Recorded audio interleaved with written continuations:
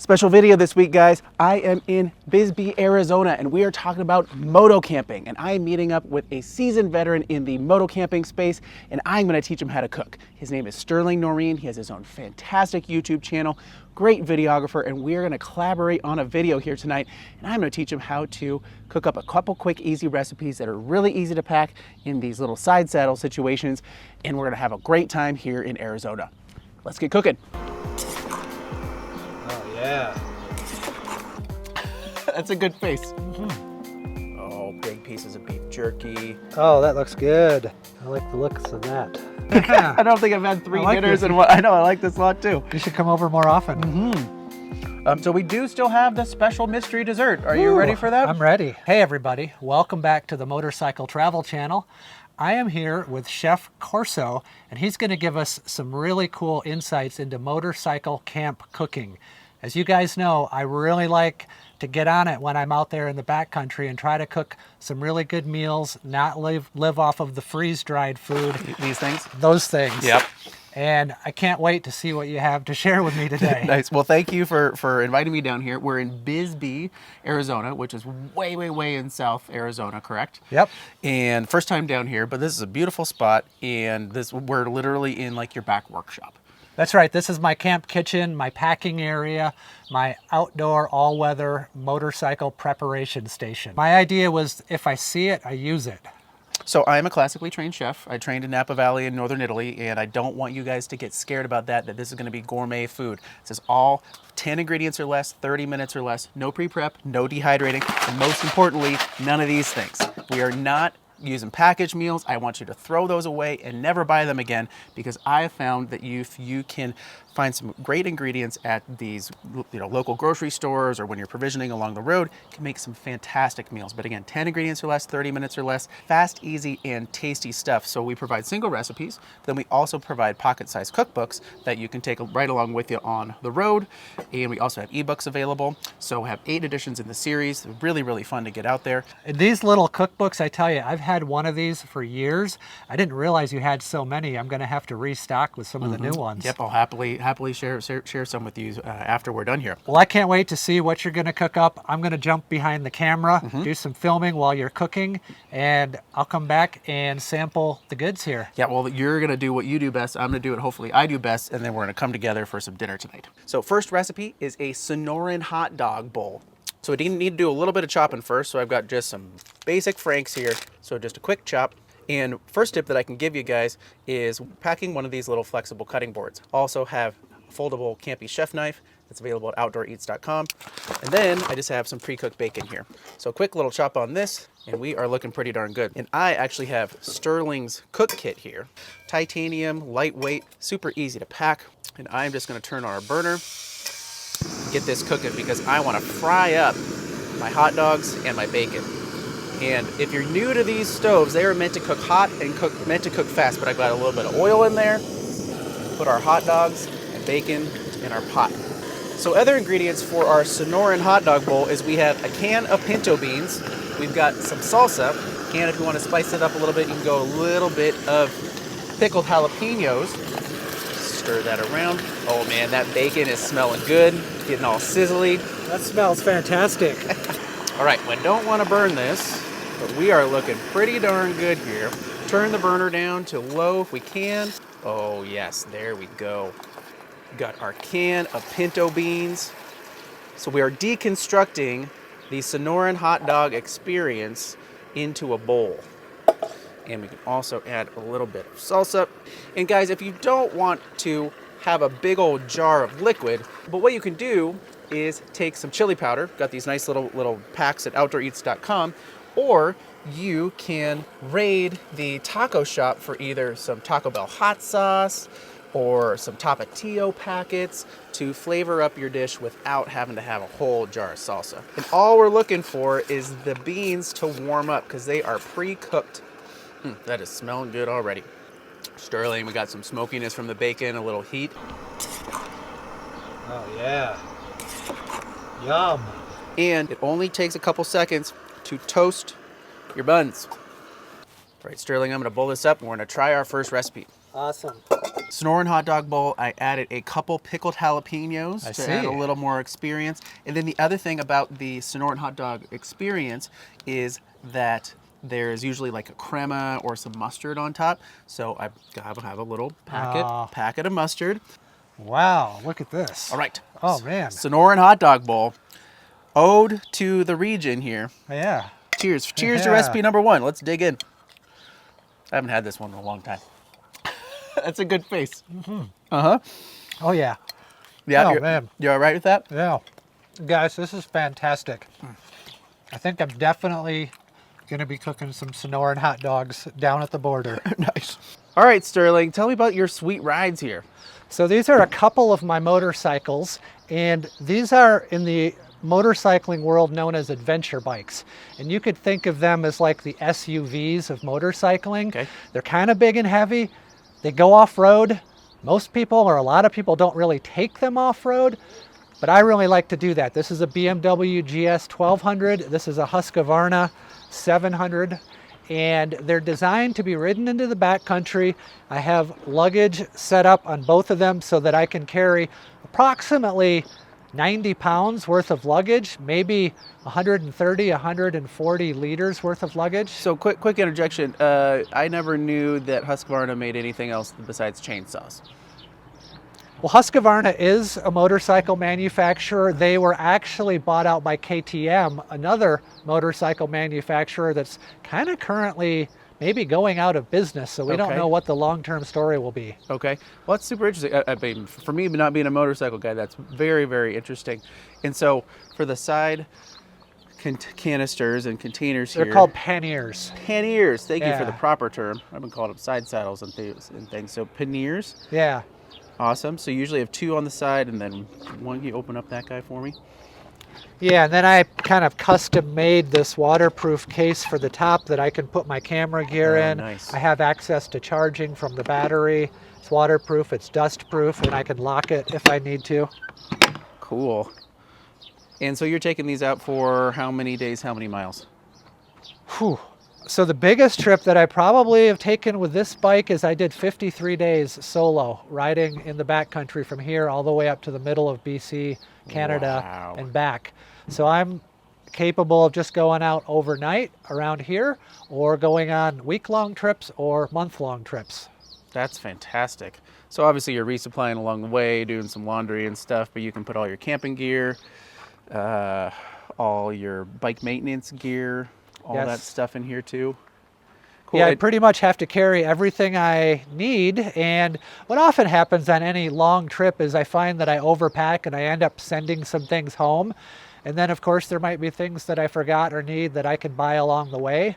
So I kind of have been doing this long enough. I generally know what to take with me, but I'm also flexible according to the travel. Yeah, for sure. I mean, I think that's the same thing as far as backpacking goes. Is after you go for a couple times, you know what you need to bring and what you don't need to bring. Yeah. And I think for probably the longer haul through hikers too, they're maybe sending some things home that they don't need, or rebuying some stuff along the way that's more lightweight or a little bit more practical. But what I noticed super interesting is that, so liters wise, you've got with 2 of those silver guys, you said you had how much in there? These are about 35 liters Okay, each. so 35 double side.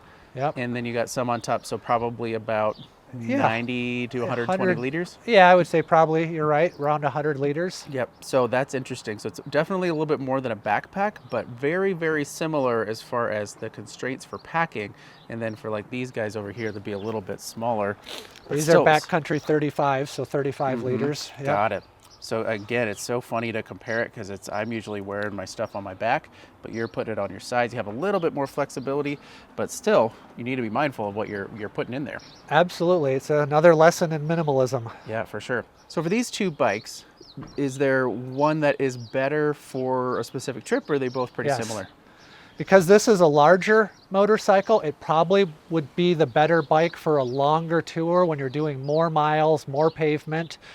This one being smaller would perform better off-road in those situations where it can be tough and challenging and technical and you might tip over and have to pick it up. Fully loaded, this is probably 400 to 450 pounds versus 500 to 550 pounds. Okay, that is a difference for sure. Wow, super, super cool. Well, they are beautiful bikes, and looks like you're keeping them pretty darn good condition. Well, I try, yeah. Yeah. They seem to get dirty quite often. Yeah, I can imagine. Part of that's my fault, and part of it's just keeping them outside. Yeah, for sure. But I think also too, with living here in the Arizona desert, Yep. they're definitely going to get dusty. But man, they look super cool, and I can only imagine the stories that they have told from the miles on the road. Absolutely. Many, many miles of good stories. Awesome. Well, thank you for showing me your bikes. Recipe number 2 is beef stroganoff. One of the things that I was very curious about is that would beef jerky hydrate in less than 30 minutes? So I tested this up and it turned out fantastic. So I'm just gonna break up our beef jerky in there. I'm gonna add some water. This is a one-pot dish, which is pretty awesome. I'm also gonna throw in a bouillon cube. Other ingredients I have in here in my packing bag is some dried mushrooms, and these happen to be shiitake mushrooms. Throw those in there. You can use fresh mushrooms too, but dried can last just about forever. Some French's fried onions, a little bit of garlic powder, help flavor up our broth. And every stroganoff is nice and creamy, and usually when you're making it at home, it's going to be some sour cream or some Greek yogurt or something. But if you don't have a cooler, what are you going to do? You are going to add some non-fat milk powder. And then we also have some egg noodles. So I'm gonna throw those in there once our pot comes up to a boil. Perfect. Oh man, it's already smelling beefy. So it doesn't look like a whole lot right now. It looks like noodles with some dried mushrooms and some dried jerky, but we'll come back in a minute, give it a couple stirs, and it'll be ready. So some tips I can give you for planning a good meal plan is continue to stay organized. So I put all of my ingredients in this packing tote here, which is super, super helpful. There's so many brands out there that have these stuff sacks or packing totes or old toiletry bags or whatever that can be super, super helpful for packing up your ingredients, whether in your backpack or for your motorcycle. But I also like to put my utensils in a nice little utensil tote. So I have my knife, I have my small spatulas, my sporks, all those kind of things right in here. So it is nice and organized. I also keep my lighters or my fire starters in here as well. So when it comes time to cooking, all of my utensils and my fire are right in here and I know where they are. Also have these at outdooreats.com. Can be really helpful for you. And further along in meal planning, every meal plan for me starts in the pantry. So literally, sometimes I go into the pantry and see what's there, but I always start with carbohydrates. And there's so many great packable carbohydrates and easy shopping carbohydrates, from couscous to different shapes of pasta, to instant mashed potatoes, instant stuffing, rice noodles, ramen. And instant rice is also a great one, but all of those are a great building block and a great start for building some tasty meals. So once I've chosen my carbohydrates, is then I start to think about what flavors I would like. Well, do I want some Italian this time? Do I want Indian? Do I want Mexican? Do I want Creole? What kind of flavors do I want? And I'm not necessarily going to pack every flavor on every trip, so I often will pick maybe, I don't know, 2 to 3 depending on the length of the trip, and focus on some spices and some liquids that can help assist that with combination with my starches. So you have starches, you have spices, then you have your protein, and protein options that are very, very packable are the beef jerky, packaged chicken, tuna, smoked salmon, and you can even go into the plant-based realm if you like, or the canned beans or the freeze-dried dehydrator beans can be a great option as well. You know, a lot of the stores that I'm going into now have these pouched refried beans that are super, super good to be able to build up for a basic meal or add it to some trail tacos or trail burritos. Super, super good stuff. And eventually you can add some fresh ingredients. Some fresh ingredients can last longer than you think. You can take some snap peas, some bell peppers, avocados, celery, broccoli, all of those pre-cut, pre-packaged vegetables are there for us to throw into our rig or throw into our backpack, and you can give you some very, very nice micronutrients, some nice color, some nice texture. You know, it's one of the things about these packaged meals that are out there is they're all soft. They're all mashed up. They're all very, very soft pasta. They're all very soft rices. And after multiple days, besides all the salt, besides all the preservatives, is the texture just gets really boring. And I don't want boring food. I want exciting food. So having something that has some texture, some color, some crunch is very, very important. All right, Sterling, I think it's time we check on this thing. Okay, I'm getting there. We are at the point for our next step. So we're gonna add our non-fat milk powder, make it nice and creamy, and our French's fried onions. Add another layer of flavor. And these guys aren't just for Thanksgiving anymore. These are great ingredient. I've had a rebirth with French's fried onions. I thought they were just for a couple days around the holidays, but they are fantastic to add to soups and to stews. So I'm stirring that around to dissipate our milk powder, getting it all creamy. Oh wow, there we go, getting really creamy. Well, we're gonna bring back that mustard packet because mustard has a little bit of acidity, which will help complement our flavors here.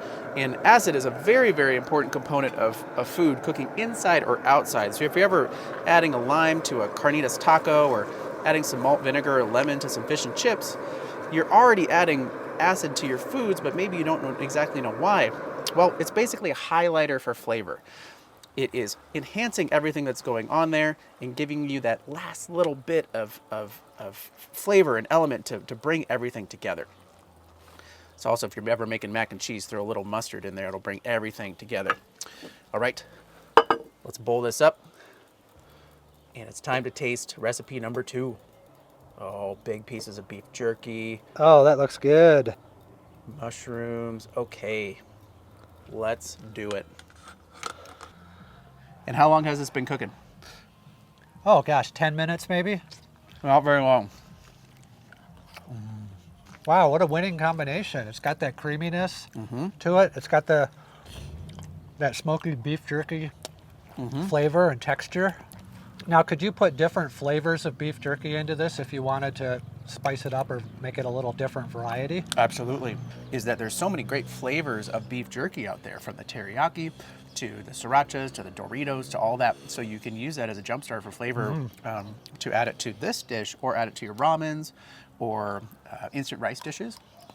So that way you don't have to pack a whole bunch of soy sauce or a teriyaki sauce or something like that. Right. So yeah, use that as to your advantage to be able to add it to your dishes for sure. All right, Sterling, you ready for the third recipe? Let's do it. Okay, real quick before I start chopping is we are doing a giveaway for both the Outdoor Eats community and for the Moto community. Is if you order 2 or more of the cookbooks at outdooreats.com. Again, we have 8 in the whole series. If you want to collect them all, you're going to get entered into a drawing for our foldable camping knife. Very, very helpful. I made it specifically so it's a little bit longer so you can get through a whole summer sausage or an onion.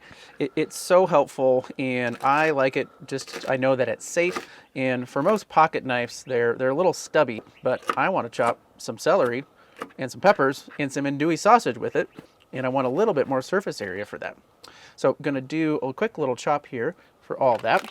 And while that's happening, I'm actually going to get my water going for our instant mashed potatoes because this is a 2-step recipe. I know, crazy, so sorry. But it's still very, very quick and easy. Using another burner and pot from Sterling's setup here. This is a old reactor, which is super, super cool to see. And I can tell that you have used this many times. So we're just going to boil up some water here and then continue chopping my veggies. But we are building up some Creole flavor here in the kind of the trinity of the South. You can use some red peppers too, but this definitely calls for a green bell pepper to get that true flavor experience. And I know these are green vegetables. For some of you guys out there, that's scary. You don't want to do that. If you really don't want to put them in your Creole shepherd's pie, you don't have to, but I highly welcome you to. Instant mashed potatoes in the bowl. I believe in you. You can boil water and stir a bowl.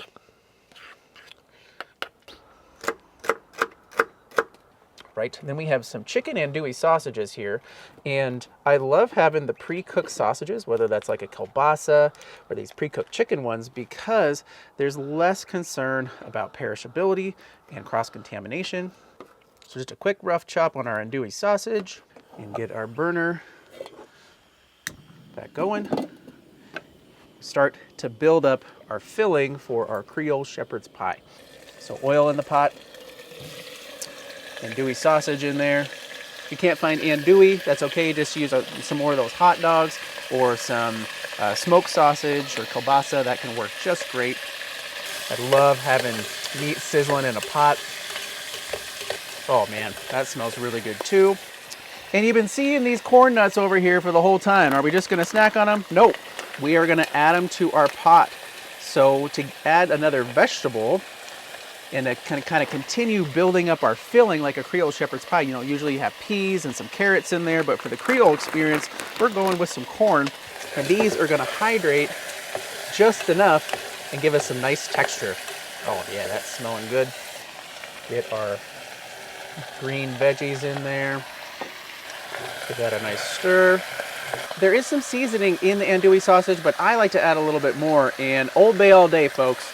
It is a fantastic regional seasoning. So good. It has some celery salt in there and some cayenne pepper and black pepper. So good. Get it in there. And one thing you can add here too that I don't have is maybe a little bit of tomato paste. Also, another great thing you can bring along for your trips for flavor is things in tubes. So there's Indian curry paste in tubes, tomato paste, pesto comes in a tube. There's garlic, ginger, a whole bunch of great stuff that comes in a tube that's super packable. You just throw it right in your pack. Okay, giving that a stir. Want that to cook up a little bit. Throw a little bit of water in the bottom so we're not burning, and kind of hydrate up our corn nuts as well. So the other part of a shepherd's pie at times is melted cheese layer. So what I have to help out with that is these little cheese bites. Okay, and these are available everywhere. You can just use string cheese if you like, but the cheddar, the Colby, all that kind of thing. So these are great for snacking on lunch, but then you can also use them to add to your dinner. And for all this packaging that we're using, specifically these small plastic options or the condiment packets, make sure to pack these out. Get yourself a pack out bag and pack that stuff out. We don't want to see that on the road or on the trail. Okay, so we are all cooked up here. Gonna add the cheese to the top, and then we're gonna add our mashed potatoes as our top layer to cover everything up and then help melt that cheese. A little blanket on top. Maybe a little more Old Bay seasoning. Oh, that looks pretty good. Garnish with a corn nut, or 2 or 5. Nice. Put a lid on that, turn the burner off. We'll come back in a minute when our cheese is melted. Time for the big reveal for our Creole shepherd's pie. Okay, see what we've got. Dig down. It's kind of, you can't see what's all in there. Gotta dig down in there and get it. Oh boy. Oh yes. Melted cheese. Andouille sausage, corn nuts. Wow, that looks pretty tasty. Oh yeah. I like the looks of that. That is a very hearty dish. All right, here you are. All Dinner right. number 3. Yeah. I don't think I've had 3 I like dinners this. in one. I know, I like this a lot too. You should come over more often. Yeah, dig into that. Those corn nuts are fun. Got the Old Bay seasoning running through there, melted cheese. Meat and potatoes, just in a different form. Yum. Yeah. Yeah, I could eat that one too. This is a good combination. It's hearty. This is something to be eating on a cold camping experience. Yeah, well, I'm glad you like this one. Yeah, it's been a fun variation on the classic. But again, it only takes about 10-15 minutes to cook up. It doesn't take all that long, and to me, totally worth it. So it seems like most of the stuff you've been cooking with is basically pretty easy to find. Is there anything that's more of like a special ingredient that you would want to carry with you? Yeah, it's a good question. You know, I work to have all or most of the ingredients available at most grocery stores. We do have some special ingredients or cool things that I found along the way. I note them on the recipe cards in the cookbooks.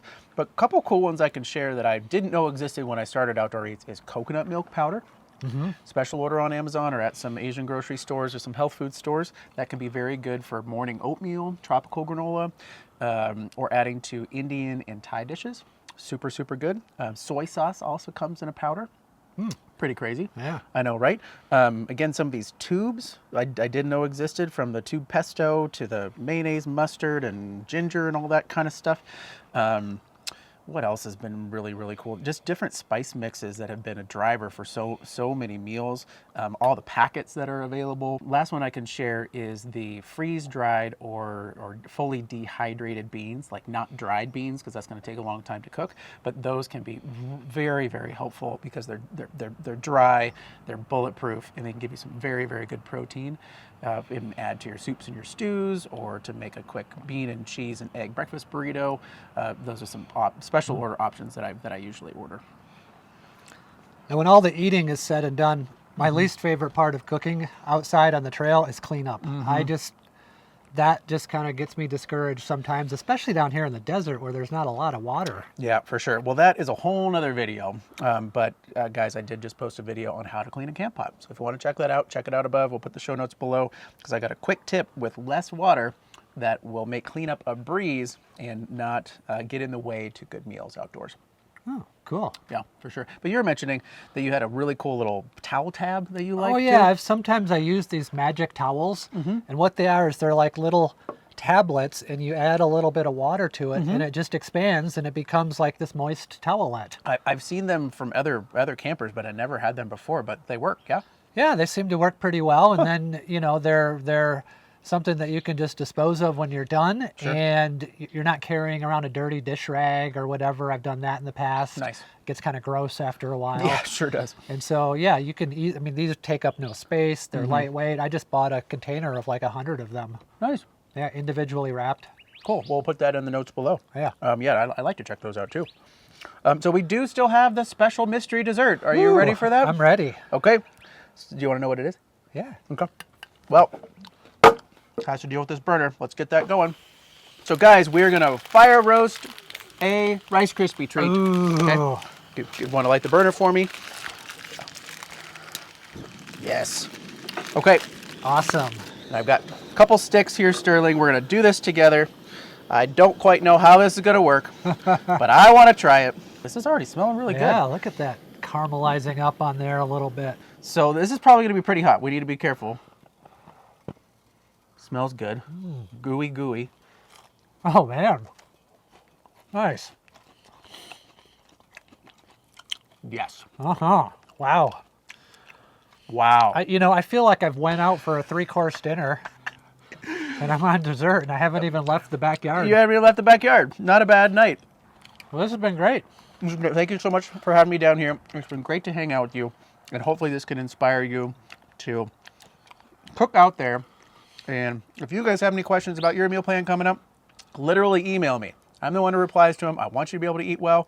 If you don't think you can do this, I believe in you. You can do it. You can do it. Everybody can do it, because it's all about getting outside, eating well, and sharing the whole experience. And so great to share this with you. Yeah. I'll see you guys back out there on the trail, hopefully with some more good camping and eating and cooking videos, because I really have no excuse now not to, and I have some new recipes to try out. Awesome.